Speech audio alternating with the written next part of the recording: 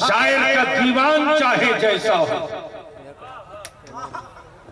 लेकिन फिक्र हो बरेली के इमाम अहमद रजा का। नारे तकबीर, नारे रिसालत, हुजूर गाज़ी मिल्लत।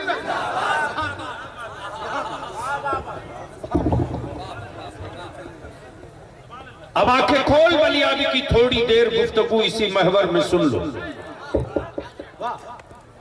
क्या इरादा सुनने का मूड है? कितने लोगों का? ऐसे नहीं, मुझे भरोसा दिलाओ तो उठा के रखो, उठा के रखो। अरे उठाए रखो, उठाए रखो, उठाए रखो। तवज्जो।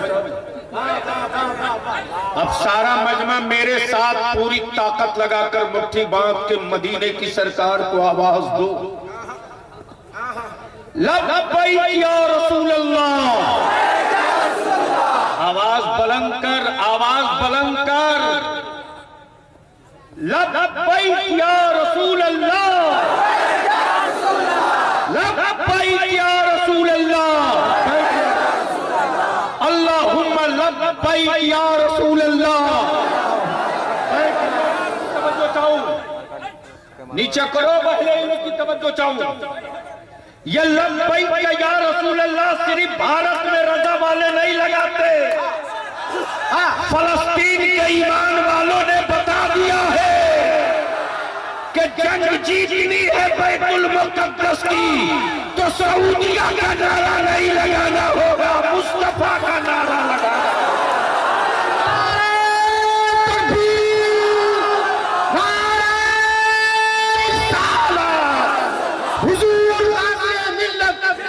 हजरत अल्लामा गुलाम रसूल बलियावी, लब्बैक या रसूल अल्लाह, लब्बैक या रसूल अल्लाह।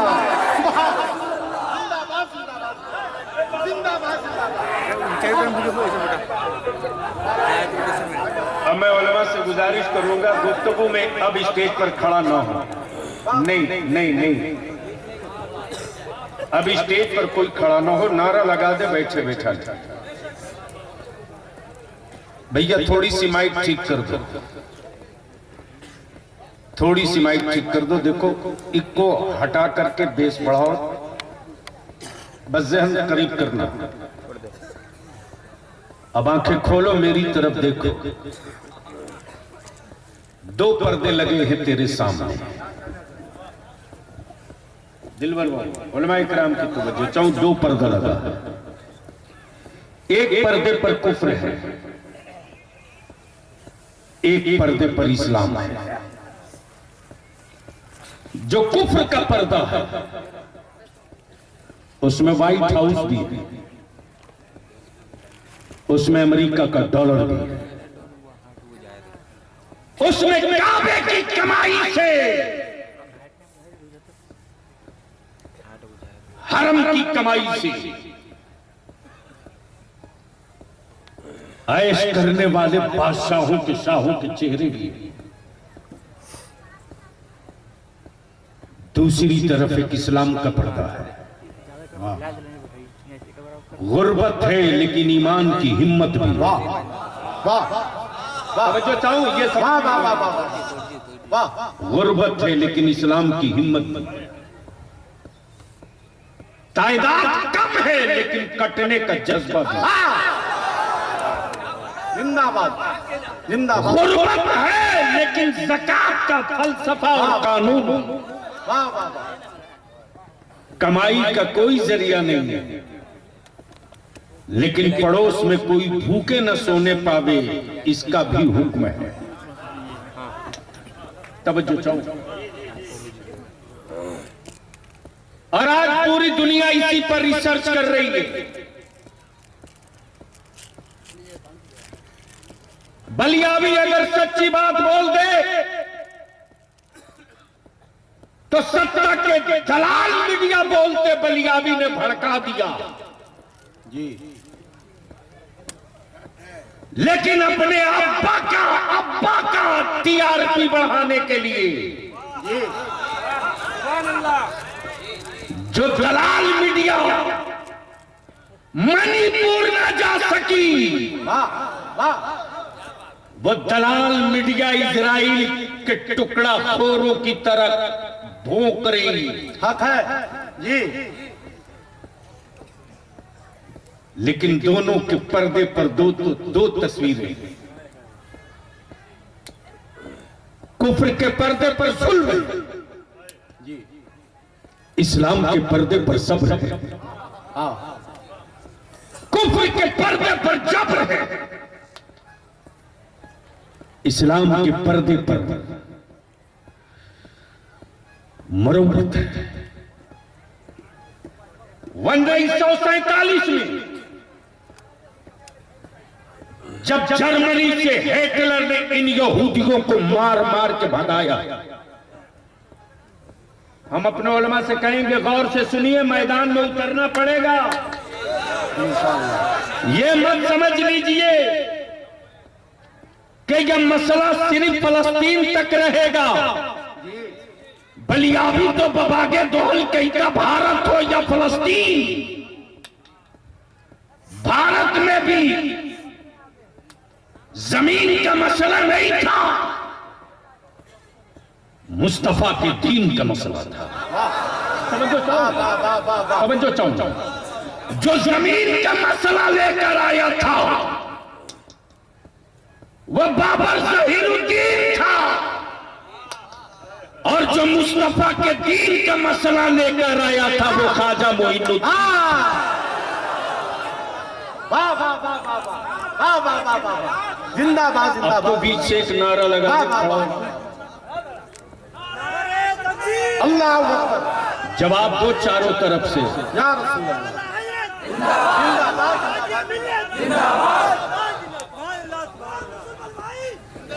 लेकिन आपने देखा है उसी मक्का में, दोहा में, जद्दा में, मदीना में लाल दुपट्टा ओढ़कर एक मौलवी हिंदुस्तान से जाने वाले सुन्नियों को इस्लाम समझाता है।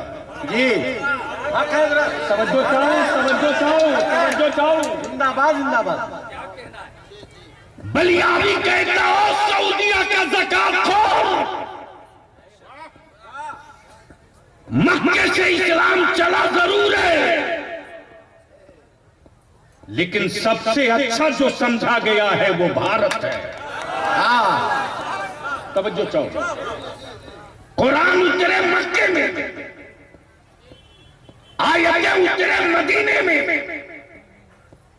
लेकिन पढ़ने का हक अदा करे मिस्र। हाँ तवज्जो चाहो। और कुरान उतरे मक्का और मदीना में, लेकिन समझने का हक अदा करे बरेली का इमाम अहमद। वाह वाह वाह। तो बलियाबी कहता अगर जमीन बेचे नहीं हो और अमेरिका के गल्लों के सामने सिलेंडर नहीं हो, तो भारत के सुन्नियों को जद्दा पहुंचने के बाद इस्लाम समझाने वाला अगर तेरी मां का दूध दोगला नहीं है तो सलमान से क्यों नहीं पूछ सका कि फलस्तीन की बेटियां अपने 3 माह के बच्चों की जनाजे लेकर सड़कों पर दौड़ रही है। बता तेरा जमीन कब जागेगा। लेकिन बलियाबी कहता भारत के उन दलों को भी हमें फलस्तीन जाने की जरूरत नहीं है। अगर तुम्हें इजराइल बचाना है तो जाओ, तुम्हें अगर इजराइल बचाना है तो जाओ, फलस्तीन बचाने के लिए हमें जाने की जरूरत नहीं है। तवज्जो चाहूंगा अहले इल्म की तवज्जो चाहूंगा, अहले फिक्र की तवज्जो चाहूंगा। दिलबर बाबू, जमजम बाबू, मनोवर सफी, हमें जाने की जरूरत नहीं है। 22,000 और 72 को मिला लो। तवज्जो चाहूं 22,000 और 72 को मिला लो, जवाब मिल जाएगा। हमें जाने की जरूरत नहीं, 72 वालों के गुलाम तुझे निपटाने के लिए काफी होंगे।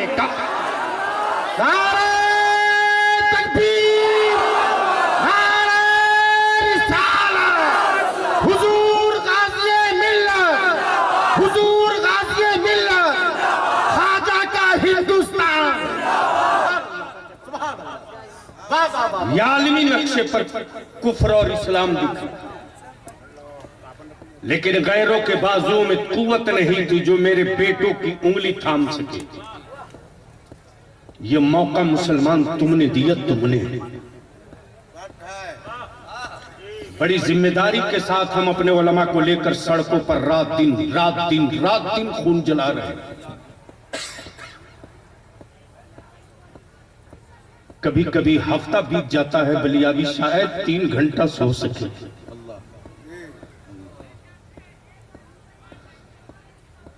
मुझे भी एहसास होता है, मैं भी एमपी था, मैं भी 6 साल में एमएलसी था, मैं भी बिहार की आधी गवर्नमेंट का चेयरमैन था, लेकिन अंदर का एहसास बेचैन रखता है। अगर आज तुम चैन से सोओगे तो तेरी कौम के बच्चे सुकून से कभी सड़कों पर चल नहीं सकेंगे। जी बेशक, माफ करना, यह कड़वा सच है।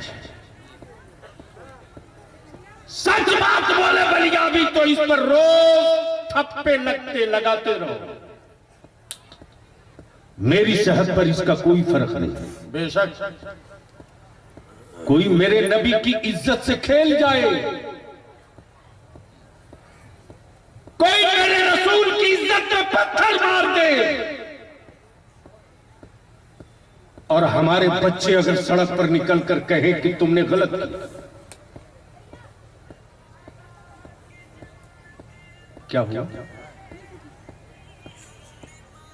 नहीं, कुछ कह रहे थे। तो हमारे बच्चों को मौत की मुंह में डाल दिया जाता। उर्दू सरकारी जबान थी, उसको शोर समेत उखाड़ के दफन कर दिया गया। दिन के उजाले में मेरे बच्चों की मॉब लिंचिंग हो जाएगी। जी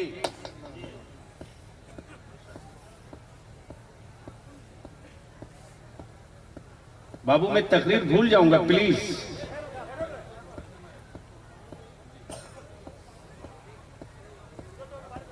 नहीं, उनको क्या दिक्कत है भाई?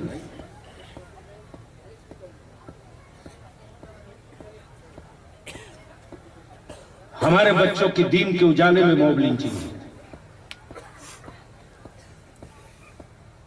कुत्ता बिल्ली के मरने के बाद भाषण देने सब आ जाते हैं, लेकिन मेरे बच्चों के मौत के बाद मुआवजा तो दूर की बात रही, कोई अफसोस भी नहीं जताता।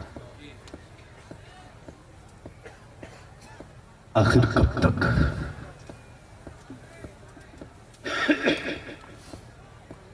तय कर लो कब तक?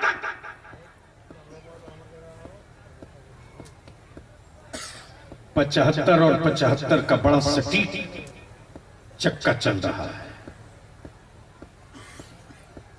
75 साल हुए फलस्तीन को पिटते हुए। मुसलमान अगर ईमान जिंदा है ना, तो किसी हुक्मरा पर अब भरोसा मत कर, और अपने दिमाग से निकाल दे कि कोई दुनिया का मुल्क किसी की मदद करेगा। न कल किसी मुल्क ने ईमान वालों की मदद की है, न आगे कोई मुल्क करेगा। लेकिन ईमान अगर पुख्ता रहा है तो कल भी अबाबील ने मदद किया है, मुस्तकबिल में भी मदद आएगी।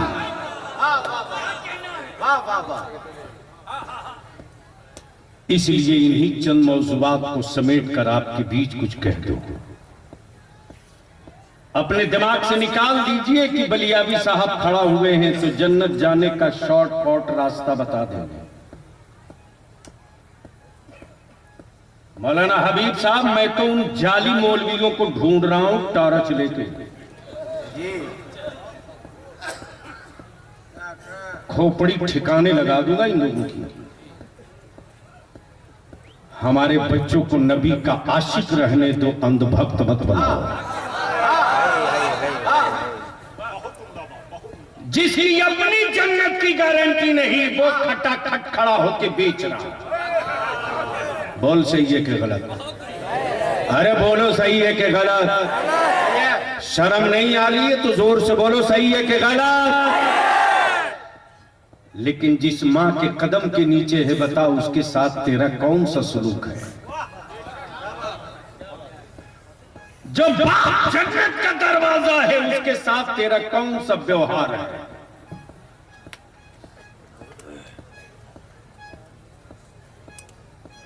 हद तो तब हो गई मुनव्वर बाबू कि मार्केट के खरीदे हुए खुदाओं के मानने वालों ने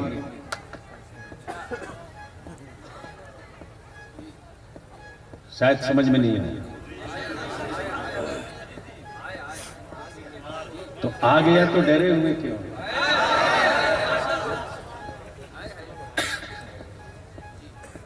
सच यह है कि बिकता वही है जो बनता है।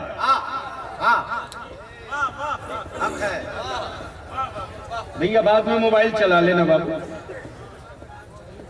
इस मोबाइल के डब्बे में ही मेरी नस्लों की कब्र बनेगी जो दिन दिख रहा है। इसलिए कि हमारे बच्चे तो कोरे कागज थे, बर्बाद हमने किया है। और हम अपने उलमा से हाथ जोड़ के गुजारिश करके कहेंगे, याद रख लीजिए, वरना कल कहिएगा कहां गया, खोजो उसको। बता दे कोई माई कलाल मेरी कौम का वो कौन सा बच्चा है जो अपने आलिमों के कहे से अलग चलता है?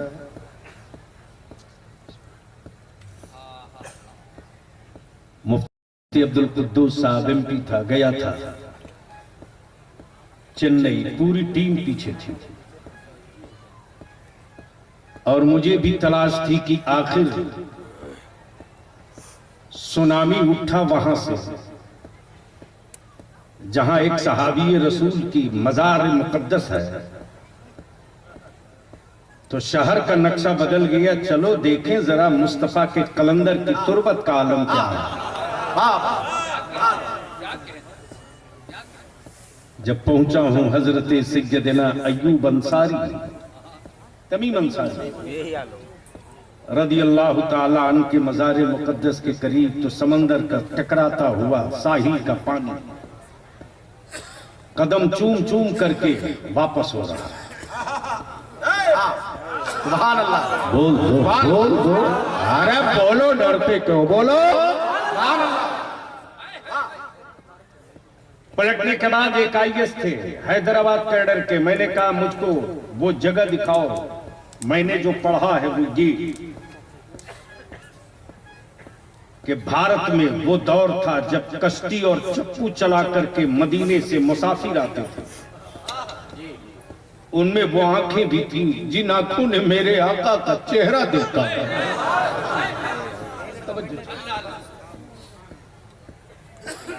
वो आंखें भी थी जिन आंखों ने मेरे आका के चेहरे नूर की जियारत की। जो सहाबी के मंजिल पर फाइज थे उनके मज़ारात भी हैं। जमजम साहब उसने तुरंत निकाला पुराना मैप, करीब करीब 3000 साल पुराना, और मैप निकालने के बाद कलम से उंगली रख रख कर बताया जा रहा, मिस्टर बलियावी यहां यहां यहां यहां यहां यहां यहां ये समंदर के साहिल से लगे हुए जितने छोटे छोटे टीले दिखते हैं वो किसी हुक्मरानों के मकबरों के नहीं है, मुस्तफा के गुलामों के हैं। काश ये गुफ्तगू में कहीं और किया होता। काश ये गुफ्तगू अरे क्या करेंगे जब पढ़े हो तब ना ये तारीख। जब आगे बढ़े तो मैंने कहा कि अब चलो हो गया। दिलबर साहब रात को 2:45 बजे पहुंचा हूं तो आईएएस कह रहा, साहब पहली मर्तबा मुझे कोई मिला है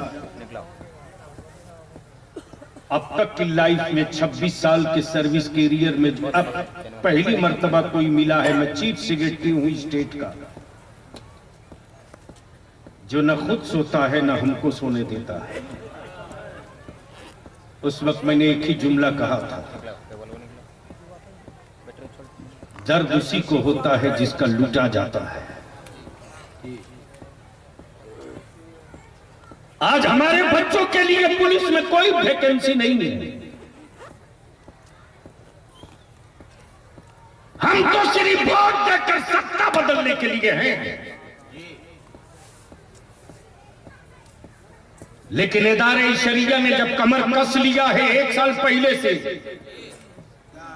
और जब चल पड़ी है तहरीके बेदारी का तूफान, तो देखेंगे कि हुक्मरान इसे रोक सकता है या कोई धन्ना सेठ इसे रोक सकता है। इसलिए कि अब अपने बच्चों को गैरों के बैसाखी पे नहीं खड़ा होने देंगे। इन्हीं के कमजोर पैरों में तेल मालिश करके इनके अपने पैरों पर खड़ा कर देंगे। नारे तकबीर, नारे रिसालत, इदारे शरिया तहरीके बेदारी, इदारे शरिया तहरीके बेदारी, हुजूर गाज़ी मिल्लत। लड़ाई चलेगी। क्या बात है, वाह वाह वाह। और रामगढ़ जिले में 17 दिसंबर, कितना दिसंबर? जोर से बोलो, कितना दिसंबर? चारों तरफ से आवाज दो, कितना दिसंबर? सुबह 9 बजे। कै बजे? कै बजे? इस इलाके से जितने सदर, सिगरेटी, मस्जिद के मुतवल्ली इमाम आए हैं, सब अपने अपने गांव में टीम बना लो। अब तक पार्टियों का झंडा लेकर मुसलमान गुलाम की तरह गया है। रामगढ़ में 17 दिसंबर को मुसलमान नबी की इज्जत का झंडा लेकर बादशाह की तरह चल रहा है।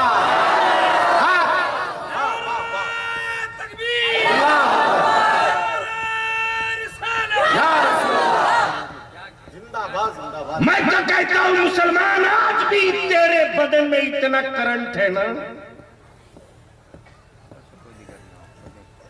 इतना करंट है कि कुफ्र बगल में बैठने से पहले 100 बार सोचता है। और बलियावी की ये बात बहुत कड़वी लगती है तो लगा कर। मैंने तो डंके की चोट पर दिल्ली के बाबू को भी कह दिया और झारखंड के बबुआ को भी कह दिया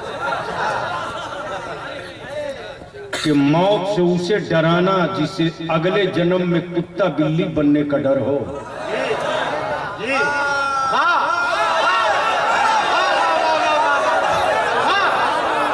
अरे जोर से बोल दो, बोल दो, बोल।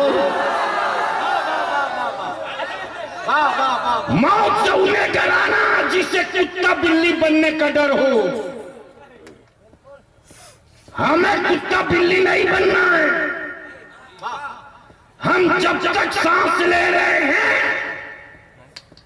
तब तक मदीने वाले का गुलाम है।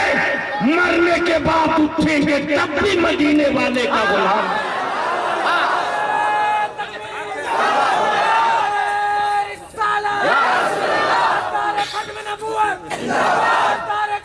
हाय हाय हाय हाय।